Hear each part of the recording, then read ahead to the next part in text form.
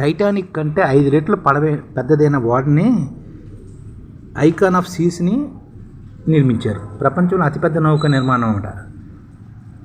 ఫిన్లాండ్లోని మేర్తుర్క్ ship యార్డ్లోని ఈ icon of సీస్ని నిర్మించారన్నమాట. రాయల్ కరీబియన్ ఇంటర్నేషనల్ సంస్థకు చెందిన ఈ నౌక పేరు ఐకాన్ ఆఫ్ సీస్ అనమాట. ఈ నౌక పేరు. నౌక పొడవు 1200 అడుగులు, బరువు 2,50,800 టన్నులు అనమాట. ఈ నౌకలో 2,350 మంది సిబ్బంది ఉంటారు. 5,610 మంది ప్రయాణించవచ్చు అనమాట ఐకాన్ ఆఫ్ సీస్ మీద. ప్రపంచవ్యాప్తంగా 40 ప్రాంతాలకు చెందిన వివిధ ఆహార పదార్థాలు ఈ షిప్లో లభిస్తుంటాయి. నౌకలో వాటర్ పార్కులు, స్విమ్మింగ్ పూల్లు, ఫ్యామిలీ ఎంజాయ్ చేసే సకల సదుపాయాలు ఉన్నాయి. ఇది మియామి నుంచి బయలుదేరి కరీబియన్ సముద్ర జలాల్లోనే ఇది వెళ్తుందన్నమాట. అతిపెద్ద వాటర్ పార్క్ కూడా ఉంది. ప్రపంచంలో అతిపెద్ద వాటర్ పార్క్ కూడా దీంట్లో ఉంది. దీనికి 6 కేటగిరీలు అని పిలుస్తారు. రాయల్ వాటర్ పార్క్ 6 స్లైడ్స్ కూడా ఉన్నాయి. ఈ వాటర్ స్లైడ్స్ నుంచి నేరుగా సముద్రంలోకి డైవ్ చేసేలా కూడా చేశారు. కానీ ప్రయాణికుల పద్ధతి ఇచ్చే దీన్ని అందుబాటులో తీసుకొచ్చే అవకాశాలు లేవని చెప్తుంటారు అనమాట. ఇది నౌకలు ఉద్యానవనాలు కూడా అన్నమాట. పార్కులను ప్రయాణికులకు సేద తీరవచ్చు.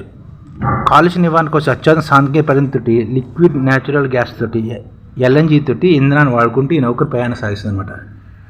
ఇది జనవరి నుంచి ప్రారంభించింది. ఇది రికార్డ్ స్థాయి టికెట్లు కూడా అమ్ముడేయమాట.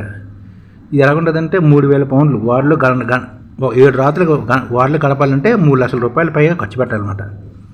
కరేబియన్లో అత్యంత అందమైన దీవులు బహమాస్, కోజ్మోలు, ఫిలిన్బర్గ్, సెయింట్ మార్టిన్, రోటను, ఉండ్రూస్ వంటి వాటి మీదుగా ఈ నౌక ప్రయాణిస్తుందన్నమాట. వినోదమే ప్రధానంగా ఈ నౌక నిర్మించారు. The iconic సీస్ని.